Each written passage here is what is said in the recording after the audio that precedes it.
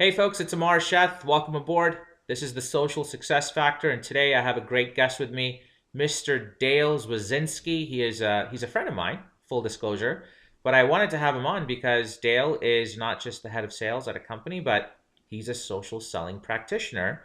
And Social Success Factor is about you hearing from actual practitioners. So, Dale, welcome aboard. How are you? Hi, Amar. How's it going? Thanks for having me today. I appreciate it. Yeah, no worries. It only took 5 months for us to get our act together and get this interview recorded. So, welcome aboard, Dale. Let's just jump right in. Why Okay. social selling in the sales process? What's the big It's deal? yeah, it's essential. I mean, if you're not social, you're not relevant. I truly believe that. And as I've gone through my social evolution, and maybe it's more even a revolution. I have learned that if you're not social, you're not listening to what your customers are wanting. How can you possibly deliver value in a conversation if you don't hear it straight from their mouth? I now as the director of Kite Desk, I listen to discovery calls and I make sure my reps I make sure they understand what the value is, because if they don't, we're just throwing a bunch of features and functions out there hoping something sticks. So social for me allows reps and other people to drive to the real value that clients are needing. Totally.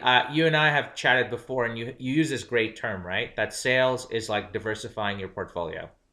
Mm-hmm. So, talk to me about that because I love that analogy and I want the audience to totally get a kick out of it. And I guess the follow up part B to that question is what percentage of that portfolio for you is social?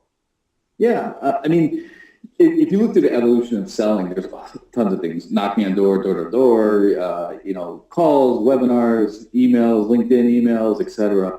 I think the three things that are the most prevalent today are social, calling, and email. Those are kind of the things that make people have the best return. So if I look at it as a portfolio, I take a third, a third, a third.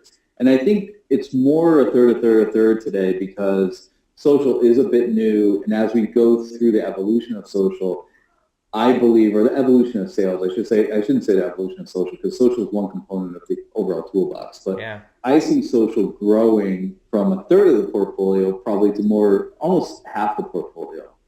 And the reason why I think that way is as you start bringing partners in, partners actually amplify a lot of your social that you're happening. So I can have a much bigger reach by including my partners in my social. And I think that's something that needs to be addressed as people get into the whole social space. I think people have been afraid of it a little bit. And now with social gaining traction, partnering and finding people that are going to amplify you is where it's at. Yeah, totally. And so Dale just gave a really management esque answer. But the hidden gem in what Dale just said for all the reps listening is a third of his pipeline comes from social. I don't think he wants to say it, but that's what I got out of it, which Yeah, is, absolutely. I mean, at least a third. I would say at least a third. And yeah. once again, one of the things that you and I've talked about in the past is how do you measure all this stuff?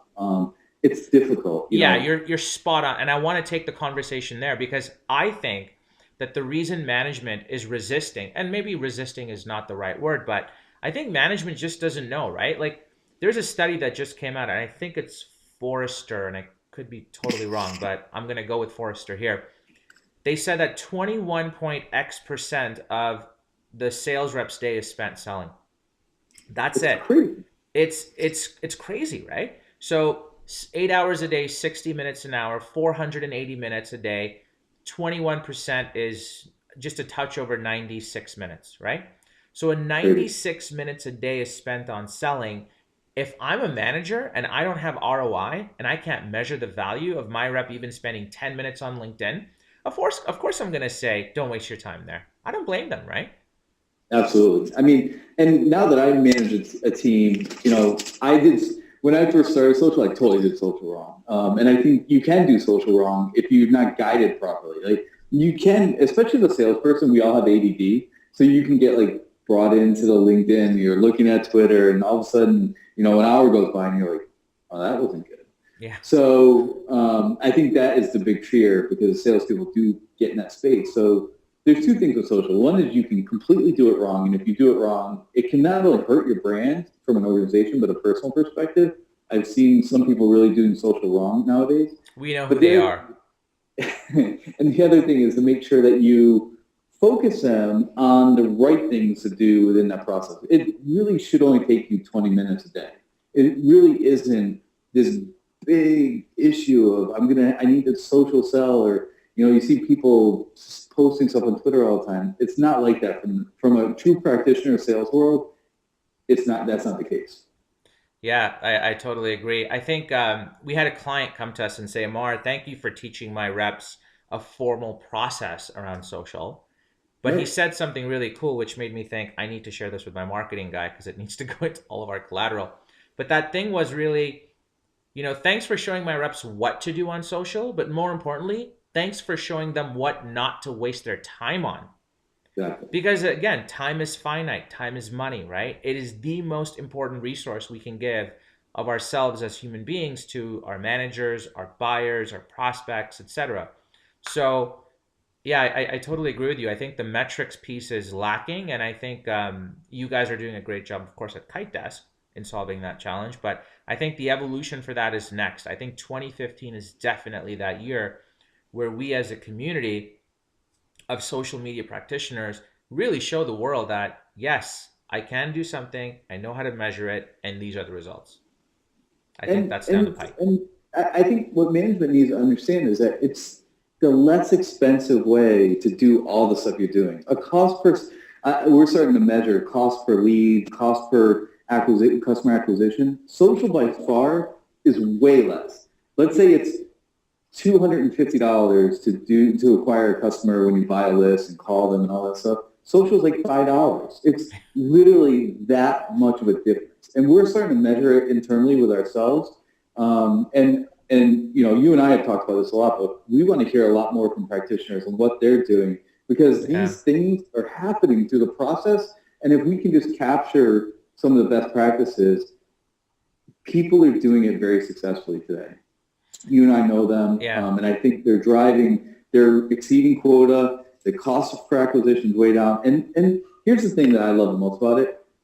I find the people that are social selling are happier sellers because they're not on the phone every day like, no, no, no. It's more you're getting validation through the network that people are sharing your stuff, they're commenting on your stuff.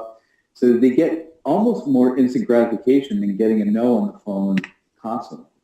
Yeah, I totally agree. Um, so just as a side note, we're also measuring our cost per lead on social. It's less than $20. If you Yeah, look at the it's average cost of a B2B lead, in the industry you and I are in at least, which is selling to sales, marketing, enablement, effectiveness leaders, etc. The average is 80 to $120 a lead. We're clocking at less than 20. I think it's 18 or $19 actually. So it's fantastic, right? Great ROI. yeah. I mean, I think it'll continue. Actually, I have a thought I have a hypothesis that it'll probably go up a little bit, but I think the thing that's going to happen is your portfolio. So if you think about it in that round portfolio shift, more is going to go to social because it's just more. It might cost you a little bit more because you're getting new technologies, you're getting new data feeds. There's a lot of things that are happening. Totally. But on the backside, you don't have to get all the like. You're going to give the rep back more time. If the rep has better quality deals or better quality leads, they can close faster, which gives them more time to sell. So it becomes its own self-fulfilling prophecy within its own world. Yeah, absolutely. Dale, I want to thank you for your time. I think we'll end it there. We'll have you back later on in the year, of course, to do a check-in. And to the reps and the audience listening, Dale is a consummate seller. He's got a great blog. I encourage you to check it out. And he's a practitioner. He's Yeah, a head of sales. Yeah, he's a head of sales reach at out. a startup. He's doing on the ground his own selling, building pipe, closing revenue, and managing a team on top of that, right? So listen to his words. You can diversify your sales to include a good chunk of it coming from social. Dale, thanks again for your time, my friend. Let's be in touch. This is Thanks, Amar Amar. Sheth signing out at Sales for Life. Take care, folks.